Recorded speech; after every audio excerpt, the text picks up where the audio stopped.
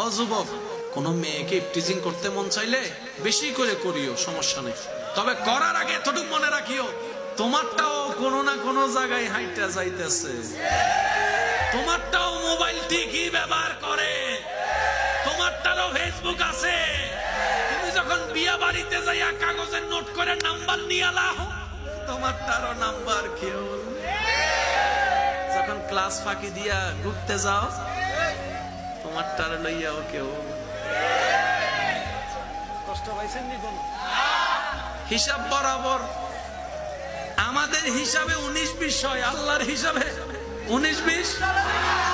এবার আমার ভাই যারা এখন বর্তমানে অন রিলেশন আছে, তারা মনে মনে চিন্তা করতে চাচ্ছে, তার লগে বিয়ে হয়ে গেলে তো বুঝলাম, যদি তার লগে বিয়ে না হয় তাহলে হিসাব কি হইব? মাইনা নিতে পারবেন? মাইনা নিতে পারবেন? কারণ আমরা সবাই ফ্রেশ চাই।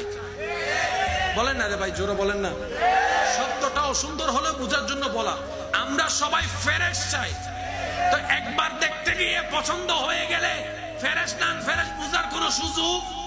এবার বলেন, কে ফ্রেশ কে আনফ্রেশ? মা বাবা জানে, ভাইয়েরা জানে, বোনেরা জানে, খালারা জানে, আল্লাহ জানে, আল্লাহ জানে, আল্লাহ জানে।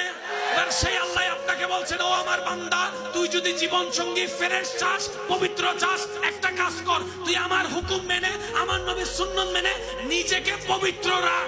তোরটা যেখানে থাকবে আমি আল্লাহ পবিত্র রাখার ব্যবস্থা করে দেব।